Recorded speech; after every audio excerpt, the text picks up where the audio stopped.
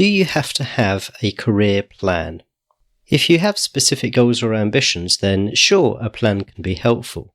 But if you don't, what about just taking opportunities as they arise? What about doing the things which sound interesting or you fancy having a go at? Why have a career when you can have an adventure? That's what we're talking about in this week's episode. I'm Jeremy Klein, and this is Change Work Life.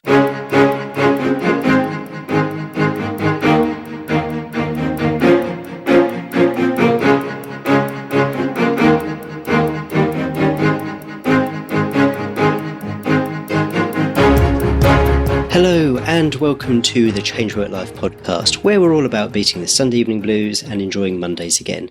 If you want to know how you can enjoy a more satisfying and fulfilling working life, you're in the right place. Occasionally, I come across someone, and when I find out a bit about their career history, I think, how on earth did that happen? This week's guest is one of those people. A former electrician, scuba instructor, and inductee into a Massai tribe, Andrew Bosomworth is now a business manager in the Formula One industry. Andrew, welcome to the podcast. Hi, Jeremy. Nice to be here. So, what does it mean to be a business manager in the Formula One industry? Well, there was quite a lengthy trail of industries and jobs, as you said, that ended up me being here. But this particular job is essentially it's individual management of team of around 28 people that work for ex-world champion Formula One racing driver, deal with everything from the diary, the estate, the staff, the travel, the family responsibilities. That I think that the best way to describe it would be the COO of a small to medium-sized business. Okay, so having had a background myself working with ultra-high net worth individuals and families, I know how sometimes their own affairs can be effectively businesses in themselves. So it's kind of like their own personal private office which deals with all their own personal affairs. So is that the kind of setup that you're talking about here? Exactly the setup, yeah. So I deal with commercial contracts, responsibilities as far as they're concerned, broker negotiating, making sure that we're receiving everything that we should be receiving, and naturally 2 estates across 2 countries in Europe with staff across both of those estates naturally means that there are a team of people, and it's my responsibility to take that responsibility, I guess, away from the individual, away from the family, and make their life as easy as possible. So it's kind of like the homme d'affaires, the chief of staff, as you said, chief operating officer, the buck stops with you before it goes up the chain to the big boss. Exactly, yeah. Before it goes to what you would, I guess, refer to as the CEO. And you mentioned a team of 28 staff, I think? Yes, yeah. All full-timers? All full-time, yeah. Across the UK and Switzerland, we have 28 staff that move between both countries. Some are fixed, some move.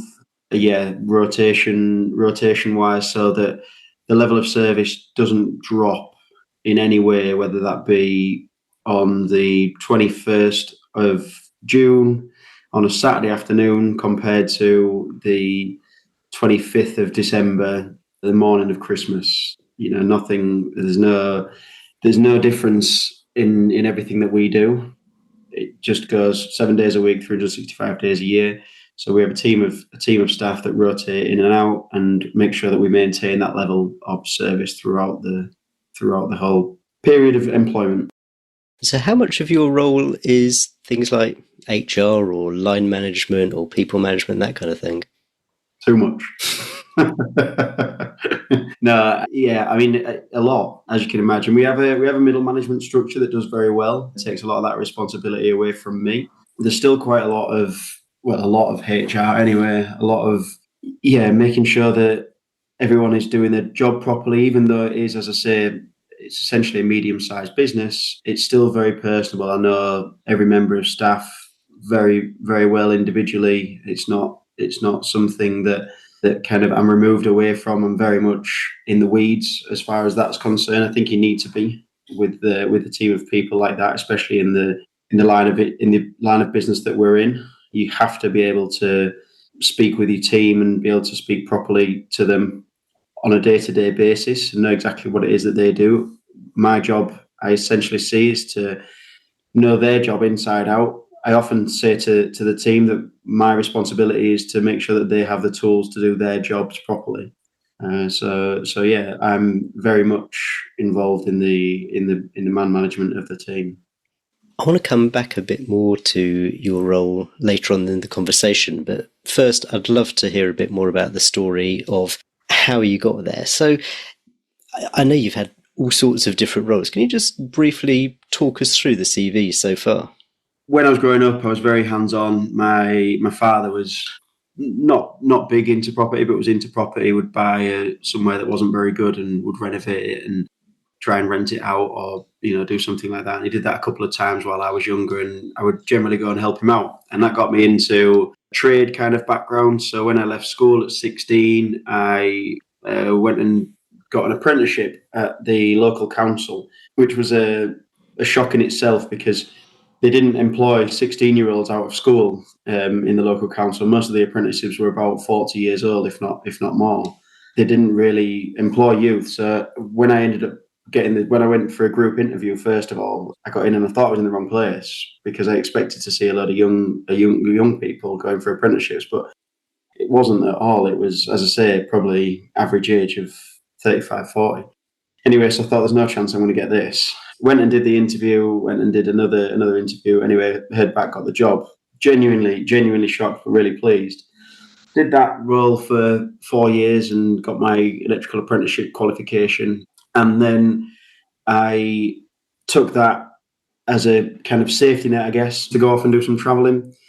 So I thought, yeah, I'm going to go off and do something different. I come from a very small town in the UK. It's a seaside town, Filey, up in Yorkshire. Lovely place, but yeah, it's got its limitations. So I decided to go to, Africa of all places. Where else would you go to as a 20-year-old wanting to go traveling and see the world? So yeah, I think looking back, it was probably a bit of a strange decision to go there, but I really enjoyed it. I went and I was there for 8 weeks, as you mentioned in the intro. I was inducted into the Massai tribe, so we had to do a certain ceremony, different things that had to be done. One of them was to get the Massai burns on the arm. So just to paint a picture of this is the kind of ceremony where the Maasais will wear the shulkers, I think they're called, and the red robes that they wear around them, and they'll jump up and down, nodding their heads to songs that they're all singing themselves. So we're doing this ceremony. There's a few other things that are going on. They're quite grim, so I'm probably not going to. I won't go into those details. But yeah, one of them is the burns, and the ceremony is essentially turning a boy into a man. That's the gist of it. So to pass the ceremony, one of the things that you have to do is get the burns, and they make this stick. And the old-fashioned way of heating a stick now. This is interview, so you can't see me, but I'm rubbing my hands together, the stick on the floor, and they get the stick white hot. It's pretty hot, and you hold your arm. People all around you. You're in the center of the ceremony, and they burn the top of the arm, the kind of between the bicep and the tricep. And the whole point of it is that you're not allowed to show any emotion. And this is apparently the way that you can prove that you're a man, by not showing emotion when you get burnt on the arm. And people have different numbers. I had 3, so they do one, then they heat you back up again, do another one, heat you back up again, and do the third. And I passed the test, and then I think within seconds of passing the test, ran away and cried in a corner somewhere where no one could see me. so yeah, it was quite painful, but that's good. I've still got them on my arm now. They're not going anywhere. Just pausing there, this all begs the question. So you've been working as an electrician for a few years. You decide to go and travel to Africa. I feel like there's a gap there between making a decision to travel to Africa and being inducted into a Massai tribe. How does that come about? So part of my trip to Africa was that I would go and volunteer in the Massai, in where the Massai live. So I went and I spent some time with a family there, and I was volunteering, and I was actually because I'd just done my electrical qualifications, I was helping them put solar into the schools, or into a school. And I mean, helping, there's only so much that you can work with, and they had a small solar panel that I could help them wire up, and by that way they could have a projector that would help them teach the kids different things. So I was doing a bit of that. I was helping them with a bit of gardening, just generally being around the kids in this school. So generally just helping out, and through that you meet different people. Everyone wants to invite you back to their family. Everybody wants everyone wants to see you.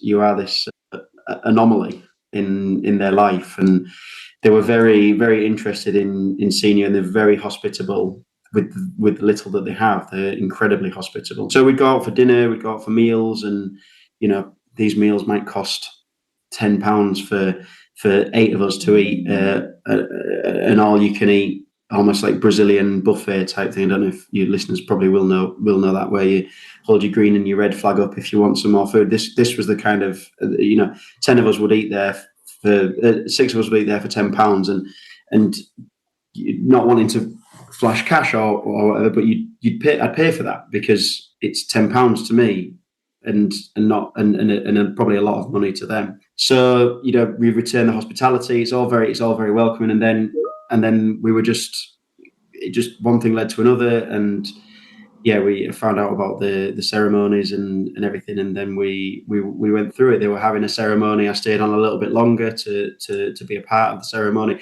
Don't get me wrong, there's a lot of things that I didn't do in this ceremony. So one of them is, and I don't know, I assume that this is still the case, but one of them is that the boys, these can be anything from 10 to 16, I guess, would have to go out. They'd go out from the Massai, from the family, and they would spend, I can't remember now, 60 or 90 days, I think it is, out in the wild, and they would go out with nothing whatsoever, and they would just have to survive. And the only time that they're allowed to come back, and again, slightly grim, but I'll put it into context in a minute, but the only time when they're allowed to come back is when they come back with a lion's tail.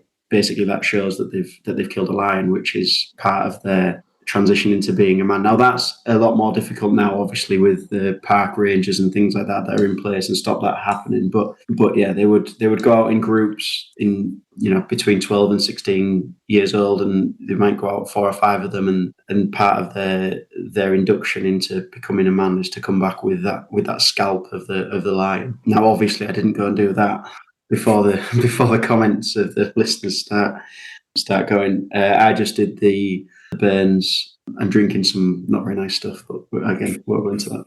And what's the motivation for doing this then? You're still, you're very early into your career, you've done your apprenticeship. Why sort of drop things there and go off on this African adventure? Yeah, good question. So 2 reasons. My employers at the time didn't do very well by me towards the end of my apprenticeship. So my apprenticeship came to a slightly abrupt end. Long story short, I could have qualified my electrical apprenticeship. I could have qualified after 3 years, or 3 years and 1 month or 2 months. And my college tutor said to me, would you like to qualify, or you can just hold off putting your final assessment in, and you can go for your full 4 years and you don't have to worry about employment or anything like that. And I said, well, I'll speak with my boss. I thought I had quite a good relationship. So I went in and I said, look, this has happened. I can qualify as as an electrician, and I'll go out and I'll do electrical work for you on an apprenticeship's wage. I don't want any more money. I'll continue going and doing it. I'll just do it on electrical wage. Basically, my contract was 4 years, or when you qualify, whichever comes first. So my college were trying to do me a favour by saying, if you don't qualify, then you'll get your full 4 years. So anyway, my boss came back to me and said, no problem, qualify, put all your assessments in, get your qualifications, and then we'll give you a van. You can go out and do electrical work on an apprenticeship wage. We appreciate that. That would be great. They're doing very well from it. And that was that. So I put my assessment in, did everything else. They got me a van, they got me everything, all the tools, blah, blah, blah, everything that I needed to go out and do my work as an electrician by myself. I did this for about 4 months, and then I got pulled into the office one day, didn't think anything of it. And my boss said to me, we've discovered, upper management have discovered that you're now qualified and your contract is 4 years or until qualified. So that means that your contract's going to come to an end as of 30 days from now. And I said some things that I won't repeat. I was quite shocked, to say the least. And this was about 2:00 in the afternoon. As I was walking out of the office, I remember this like it was yesterday. As I was walking out of the office, my line manager at the time tried to give me a job, which the was used to come on this piece of paper.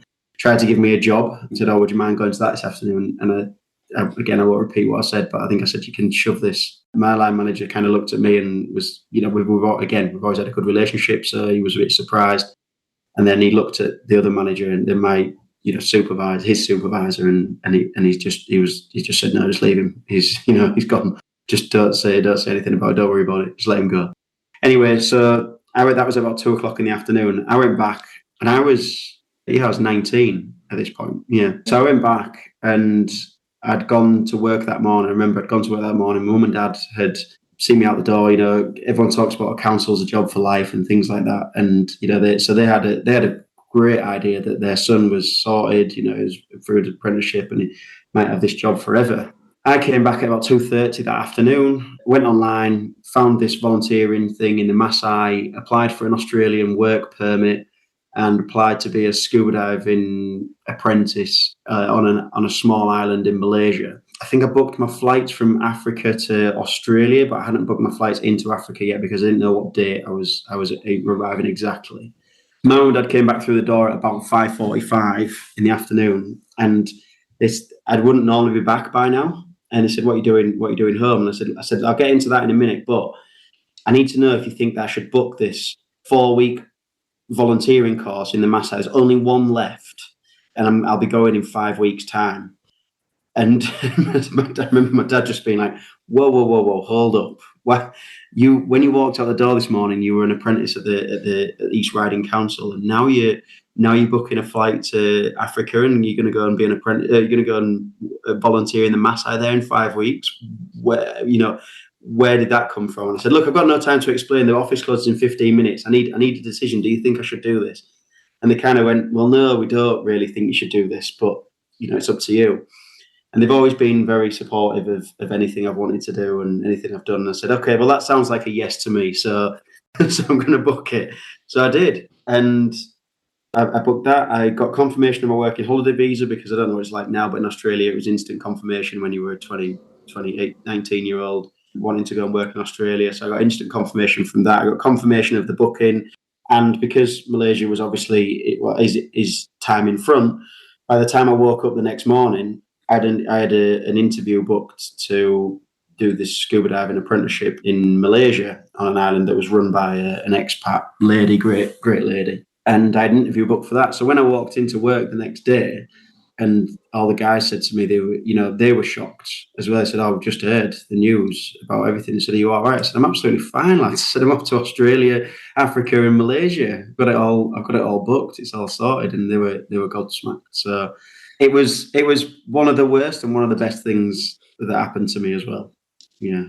Where did the idea come from, not to just book the one thing, but to book effectively 3 things? So I'm going to Africa, and I'm going to Australia, and I'm going to Malaysia to train as a scuba instructor.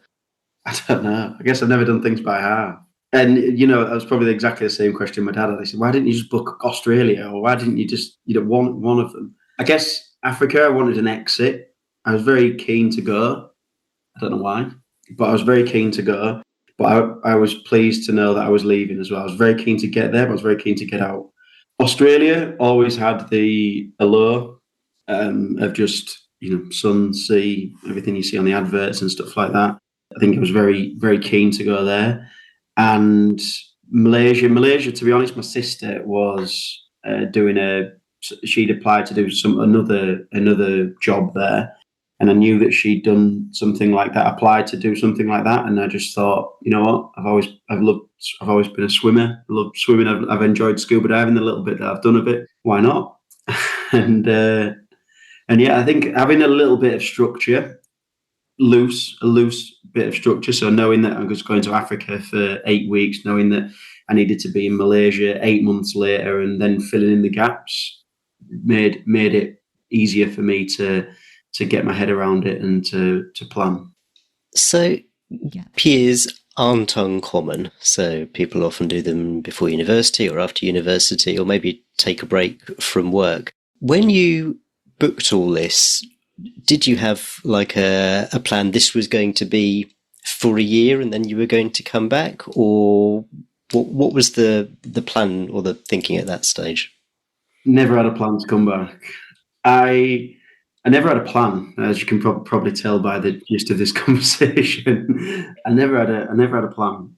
I think that, I mean, yeah, I don't really work well to plans. You'll, as I'm sure will come evident as we talk a bit more. I think that me being open to opportunities is always something that's probably been a positive trait of mine. Having the opportunity to be able to say yes to something, I think is quite freeing and quite liberating. Don't get me wrong. Some people, like, I know that you need that security, you need that safety of knowing that you've got a paycheck or that you've got something else. But I think the electrical aspect of my career has always given me safety. I've always said that if ever I need a job, I could get back to the UK and I could have a job within a day or two. And that's partly due to the fact that everyone that I've worked for, I've always done right by. Believe that you should never burn bridges, and you should always, leave on good terms. If you need to leave, you need to leave for whatever reason. But I am incredibly confident, probably too confident, but incredibly confident that if I needed to get work, I could be back in the UK within 24 hours from anywhere in the world and start work within the next 24 hours. There seems to be a real maturity of thinking there that I wouldn't necessarily associate with a 19-year-old. So maybe someone who's a bit older, they might think, I've been working for 5 years and I've put a bit aside and I've got this opportunity now, and, I don't yet have the dependence. I'm still young enough to do that. But to me, that feels like it comes a little bit later. So I'm really curious as to how you develop this mindset at what to me is pretty early on in your career, at an early age. Probably just young and dumb, Jeremy, I think. Something to be said for that. Yeah, I mean, so my granddad always he had a very important part of my life. And I always looked up to my granddad, and he had something that he would say to me that's always rung true as far as I'm concerned. And he used to say to me, if you're young, healthy, and willing to work, you'll never be hungry. And that sentence has always stuck with me throughout my whole life. And I'm still relatively young. I'm probably healthier than I've ever been. And I've never been hungry. So God bless him, he died, 9 years ago now, nearly 10 years ago. But what he said was absolutely on point. And he said that to me when I was going away to Africa, and it might have been the last time I saw him, actually. No. That's not true. Actually, I did see him once after. But yeah, he said that to me. If you're young, healthy, and you're willing to work, you'll never be hungry. And as I said, I was very fortunate in my upbringing. I was taught a work ethic. I was brought up as a healthy young lad. Don't have to worry about. I don't have anything particular. Touch wood. I don't have anything particularly wrong with me. So I've always been able to find work, and I just guess I've never struggled in that way. And I think that from my parents treat me quite maturely throughout my younger ages. I mean, they're not the kind of mothering and not fathering is not the right word, but they don't smother me in any way. I remember when I was in Australia, it was my 21st in Australia, and I'd only been there for, I'd probably been there about 9 months or so, somewhere around about that. And I rang them up because I wanted a surfboard, and I rang them up and I said, it's my 21st birthday coming up. And they said, yeah. Well, I'd really like a surfboard. So it was about 200 quid. It wasn't exactly breaking the bank. It was about 200 quid. And I said, I'd really like a surfboard. Bear in mind, I'd not had a Christmas or birthday present for a long time because, that's just who they are. said, would you mind getting me a surfboard for my 21st? And I can't remember, I think it was my mum or my dad, I'm not sure which one, but they just said, birthday present stopped when you were 16, son. And that was the end of that conversation. So, I mean, I went out like I say, I got that job at 16. I was paying board straight away at 16. So I had to pay. That's another thing. They used to charge me board, which was a very normal thing where I was from. And I was 16 at the time. It's not like I couldn't really do much else with the money. I couldn't even go out. But they always said to me, as soon as you get a job, you'll be paying board. I said, yeah, sure. So 16, I was paying board. I can't remember what it was, 20 quid a week or something. I don't know. And I always thought that they were gonna put it away into a savings account. And when I bought my first house, when I did something that was relatively, monumental, I thought, I'll get it back. They'll give it back to me. Anyway, I bought my first house quite young. Part of the electrical thing where I live, house prices are very low, and my granddad had given me a little bit of money, enough for a deposit, some $4,000 or something, 4 or 5 grand, combined with a bit of money that I had from the electrical work. I managed to pull a deposit together, and I thought, right, here we go. Here's my board for the last 3 years. I'll be coming, and I paid the deposit down for the house, and I was kind of just looking around waiting, and anyway, nothing ever came. So me thinking that my board was going towards a savings account for something monumental was completely wrong. They just stashed it away, probably gone and drunk it down the pub for the last 3 years. I've been paying for them to go out on a Friday night. But yeah, that's the youth and the upbringing that I had. It was very down to earth. There was no niceties and what have you. My dad had me working. He had a restaurant when we were younger that he ended up converting into some flats. But we had a restaurant when we were younger, and I was working there when I was about 8, 9, 10, 11 years old. Just, I say work in inverted commas, but going and picking up plates that were dirty. And the only thing I got, and he never paid me. The only thing I ever got were tips. So let's fast forward a bit to sort of how you got your present position. I mean, what were you doing before this opportunity came up? So before this opportunity came up, so I need to wind it back a little bit. So my girlfriend and I had decided to move back to the UK for some work, and my father ended up not being very well.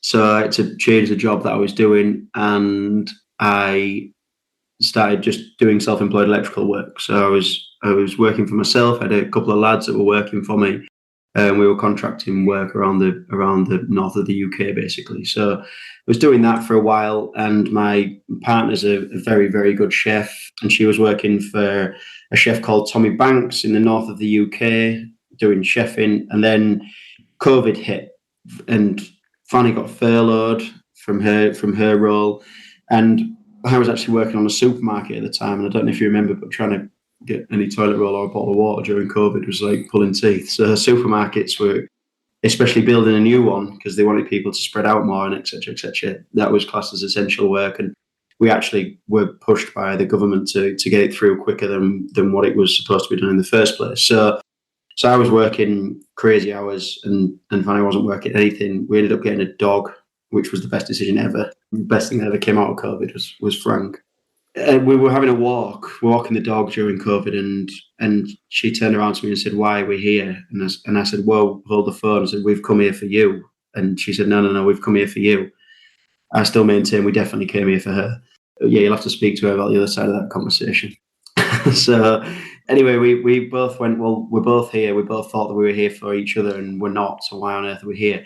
Anyway, there was limited things that you could do at that time, obviously with the pandemic and everything that was going on. So we bought a Mercedes Sprinter van and converted that van into what was a small house. Essentially, it was amazing. We could drive it anywhere. We could go to ski resorts. We could go to Croatian beaches. It didn't really matter where we were. It was fully equipped for everything. We could go for about 8 or 9 days off grid and just be completely self-sufficient. And the idea was that we would cut our costs back enormously and move into the van almost full time. So we'd move into the van.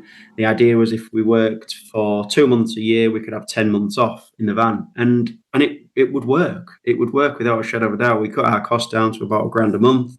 But when you're not paying interest on mortgage, gym memberships, council tax, electricity, gas, I mean, gas, all right, we were paying a tenner a month or something because we were cooking and etc. Sky TV licenses. When you're not paying all of these bills, I think we worked out that we were spending 1,500, 1,600 a month, if not more, maybe more. I can't remember, just to exist. And then what we earned on top of that was actually how we would enjoy ourselves.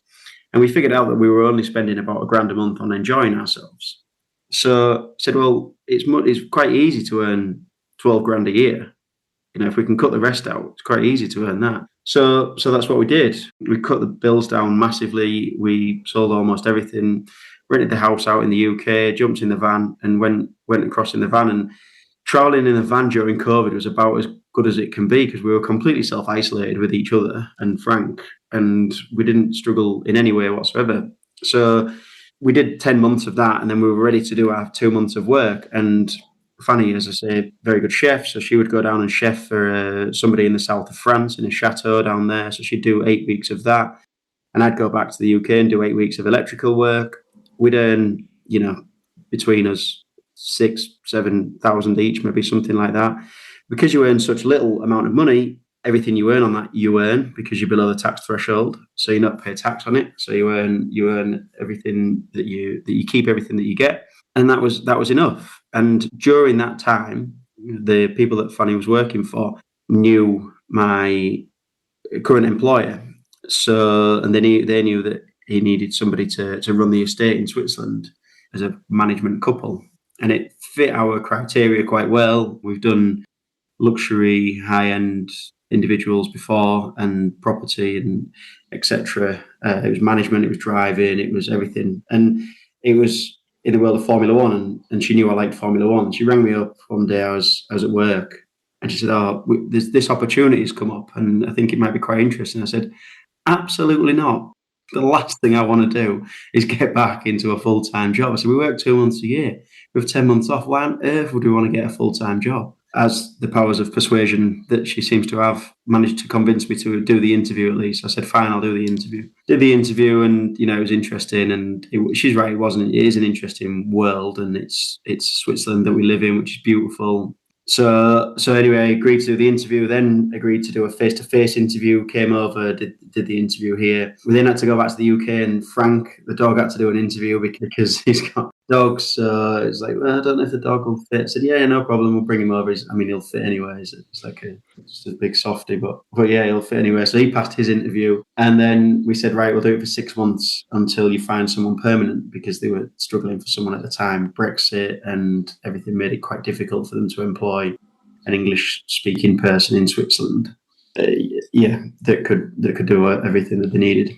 So there was just to caveat that there was a really small pool of people they could choose from. So it's not like I was. It's not like we were top of the list. I think they'd exhausted all of their options before they managed to get to us. So yeah, I said we'll do it for 6 months until you find somebody.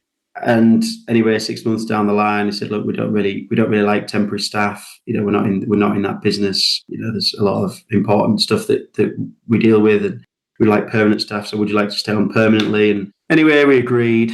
Yeah, we love it where we are, and it's great. And then fast forward 2 years down the line, we were asked to take over the COO position, as I would call it, and then Fanny would step up and do the estate management in Switzerland. So yeah, we've not only done the exact opposite of what I wanted to do, but we've doubled down on it now as well. So we're really in deep, but it's good. So what have been the trade-offs? What are the things that you've lost from sort of giving up life in the van and working 2 months of the year, and what are the things that you've gained? Freedom is the big one. Definitely lost all freedom. But when we were in the van, I wasn't naive to the fact that we wouldn't be able to do that forever. We were very aware that we wouldn't be able to do it forever.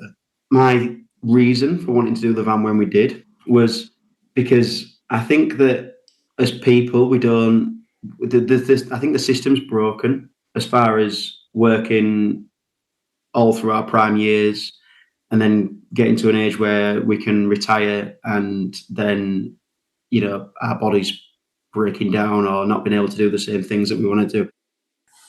What I wanted to do was I wanted to almost take a mini retirement. And my argument was that, right, okay, I might work until I'm 55, 60, see electricians that are 60 on site and things like that. Might work until I'm 60, but I've worked the whole period up to then. What I'd rather do is I'd rather take 10 years off when I'm 30. I'd rather have 10 years off while I'm in my prime and I can go and do mad stuff. I can jump out of planes. I can go surfing in Morocco. I can go scuba diving. I can do all the things that I want to do because my body will let me. And then instead of retiring at 60, I'll retire at 70.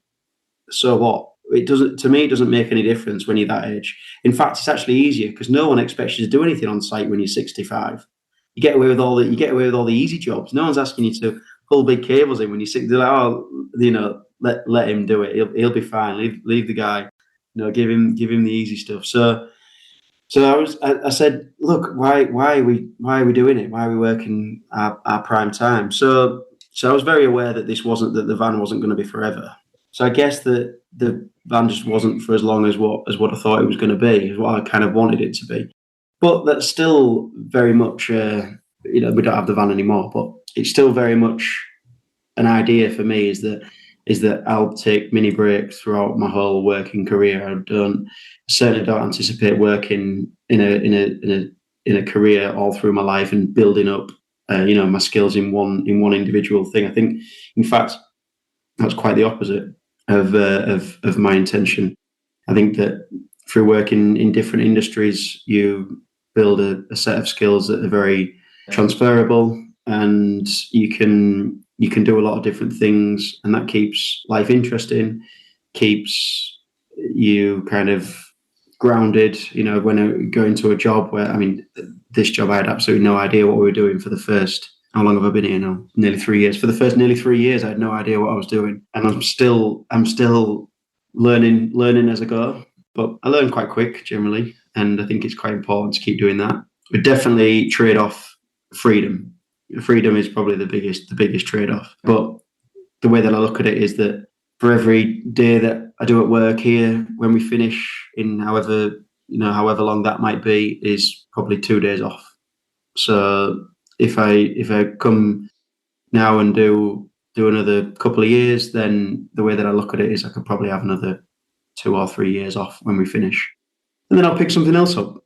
I'll go and do something else. I'll go and do another job somewhere, whether it be a step back or a step forward. I don't really mind one way or another. I certainly don't have any desires to become this, CEO of a top company or have my own, big electrical business or anything like that. I definitely feel like I would rather reduce costs and reduce work than increase both. I think you're very fortunate if you can increase the standard of your living without increasing the amount of work that you take on.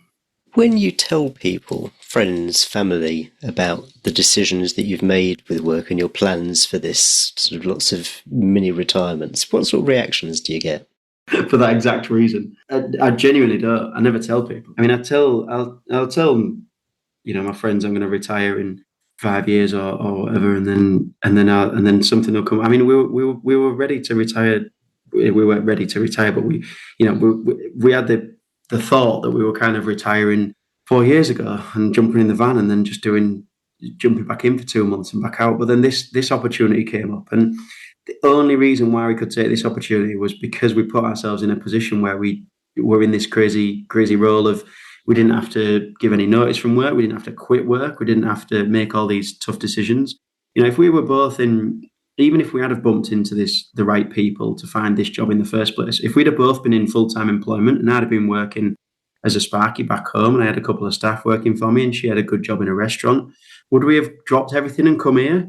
Probably not.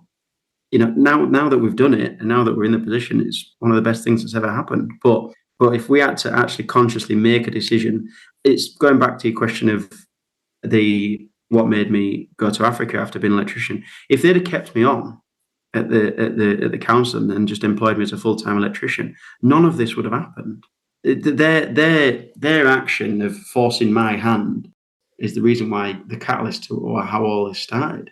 It was never my decision; it was theirs. I just went with the flow, and I think that's kind of what I've done. What I've always done. I mean, I went into we kind of glazed over the Malaysia one, but I went into Malaysia as a scuba diving apprentice. I was the lowest of the low, and 12 months later, I was the resort manager for the place, and that was just through work ethic and being open to opportunities.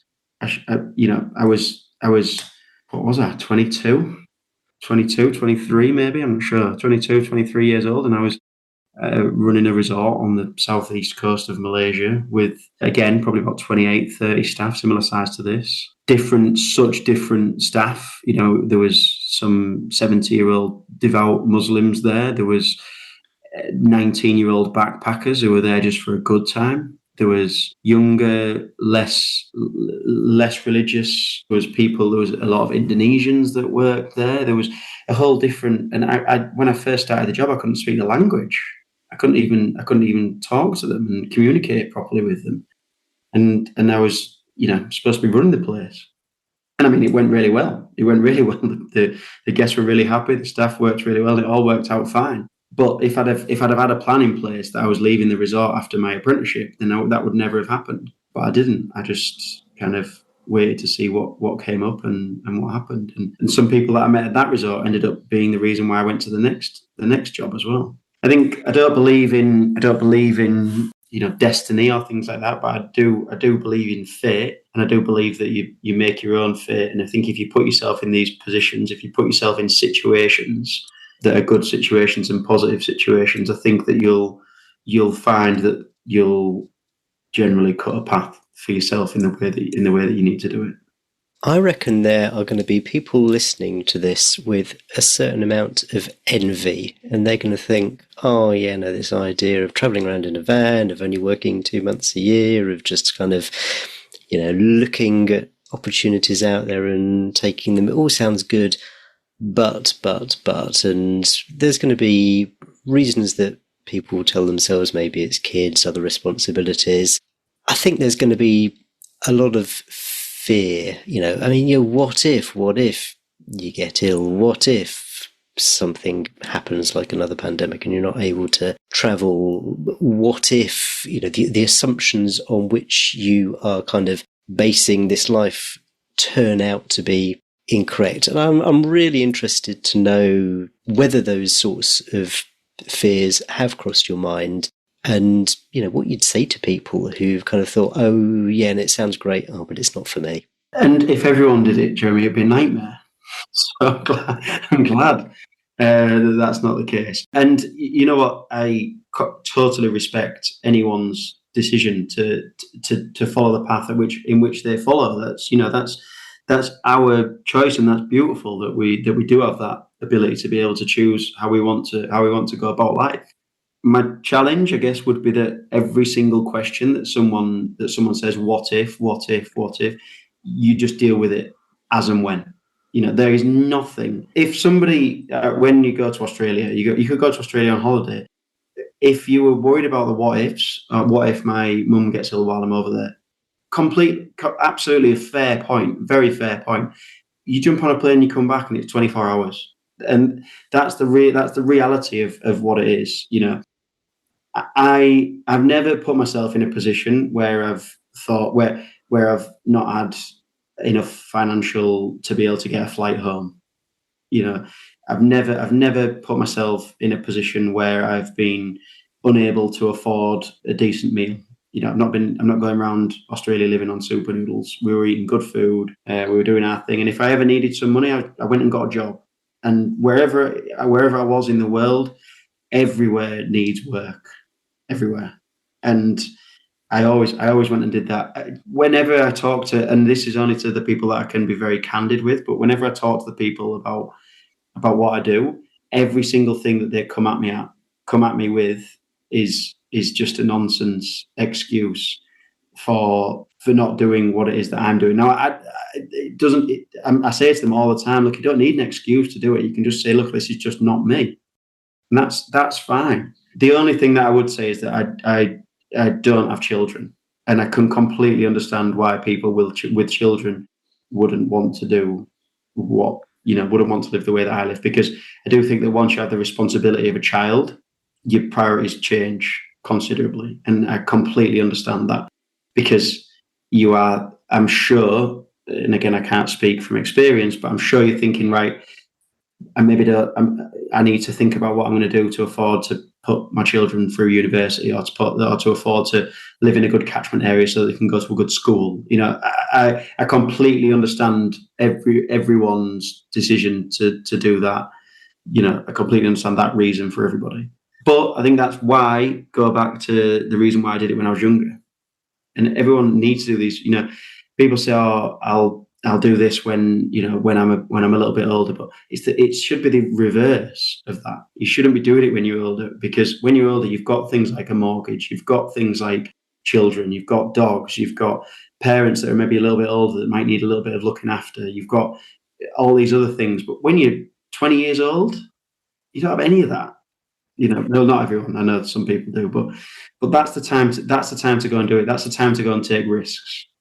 There's a book which I recently finished reading called Die with Zero by someone called Bill Perkins. I think I've got his name right. I'll put a link to it in the show notes. But that's essentially his message, is that there are times in your life when you can do things, and if you keep on putting them off, then you will reach a phase in your life where you can no longer do those things. So, whether it's, I don't know, going skydiving, or, that's something you can do when you're 20s. It's probably maybe something you can do when you're 40, but the older you get, it's going to be harder. And so one of the central messages of his book is figuring out when is the right time to have these experiences, and not falling into the trap of, later when I'm a bit more settled, when I've got more money, that kind of thing. My caveat to that would be that there's never a right time as well. Genuinely. And you know what? We had this discussion about the dog, and this probably opened my eyes up a little bit. And I remember seeing somewhere, or reading somewhere, something that someone, or seeing it probably on a reel or TikTok or something. Someone said, look, there's never a right time to get a dog. Never. And I'm probably going to say it about children as well. There's probably never a right time to have children. But you pick a time and then you make it work around it. And that's exactly, I just probably do that a little bit more. And Jeremy, my whole idea of, oh yeah, I'll do this for another few years, and then, every day that I work will be 2 days off. If we were to have children, that probably all completely changes. My mindset probably completely changes, because I have a different priority. But there's no plan for that currently. And I don't, I don't have that desire. And that's just, I think that's quite it's probably controversial a little bit, but I don't have that desire, and that's just the way that we are. I think that should be slightly normalised as well. I don't think everyone needs to have children. I think there's probably enough children knocking about. I plan on being a great uncle, is what I plan on being, and a great, my mates' kids can come out and stay with me in Switzerland or Italy or wherever it is, and we can all go skiing for a week. And that's kind of the way that I would see it. And I think that that's important as well. Children need that role model away from the parents a lot of the time. So I plan on doing a little bit more of that, I think. Just on your quote about finding the right time to do it. There's one as well that I saw the other day that hit home, properly hit home with me. And I don't know who said it. I can't remember where it was from, but it stuck with me. And it was something along the lines of, we spend the first 40 years of our life, or 40 or 50 years of our life, sacrificing our health to earn money. And then we spend the next 50 years of our life spending our money trying to get our health back. And I just found it just hit home. And I was like, wow, that's actually 100% true. People that are in long jobs, working 50, 60 hours a week, sacrificing their diet, sacrificing their well-being, their mental health, also they can get an early retirement, and then spend all that money that they've just earned on trying to get fit again.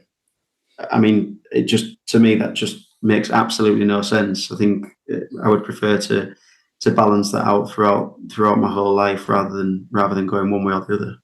That is an absolutely fantastic point. Andrew, I've thoroughly enjoyed this conversation. Now, I know that you don't have a website or a book to plug or anything like that, like many of our guests, but if someone would like to find you, get hold of you, contact you, what's the best way for them to do it?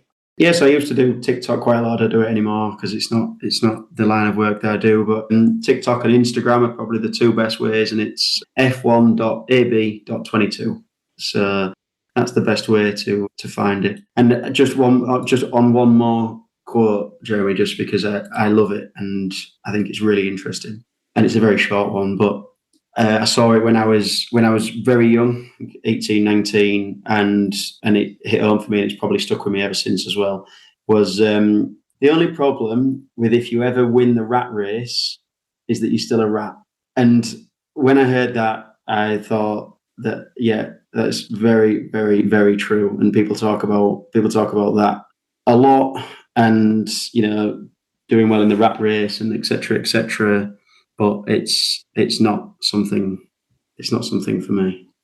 Fantastic. Andrew, thank you so much for coming on to the show. Hello. Okay, hope you enjoyed that interview with Andrew Bosomworth. If there's one message I took from this interview, it's that you can do things differently. For most of us, the idea of spreading your retirements over your working life just sounds like a completely alien concept. But in Andrew's case, he's found a way to make that a reality. Now, Andrew's lifestyle is not going to suit everyone. Not everyone is going to want to spend a lot of their life living in the back of a van. But what I like about Andrew's approach is he's playing with possibility. He's seeing what he fancies doing, fancies having a go at. Sure, let's go to Africa. Sure, let's go to Australia. Sure, let's go and learn scuba diving in Malaysia and then end up heading up the team in a high-end holiday resort. I mentioned during the interview the book Die With Zero, and that has really shifted my thinking about the way I think about time and the way I want to spend it. One of the key concepts of that book is that if you continue to wait until you decide to do a particular experience, you might find that you've waited too long and that later in life it's just not the right experience for you. So if nothing else, I hope that the interview with Andrew helps you ask yourself the question, what are you putting off? And does it make sense to put it off any longer? Show notes for this episode are at changeworldlife.com/189. That's changeworldlife.com/189. And whilst you're on the website, take a look at changeworldlife.com/happy. That's changeworldlife.com/happy, or you'll find it under the tab marked Find Career Happiness. If you're looking at the work that you're doing at the moment and thinking, something just doesn't seem right, but I can't quite figure out what it is, then I've got a couple of exercises there at changeworldlife.com/happy to help you to figure out what it is that you need. One of the exercises has you going back into your career history and drawing out the stuff which you particularly enjoyed or particularly didn't enjoy and see what patterns emerge and what pointers there might be. Whilst the second exercise helps you to look forward into the future to figure out just what you would like life to look like. They're exercises which I've done myself, and they're exercises which I know my clients have found really helpful, so do take a look. The link again for those, that's changeworldlife.com/happy. As always, there's some more great interviews coming up, so if you haven't already, make sure you subscribe to the show so you never miss an episode, and I can't wait to see you next time. Cheers! Bye.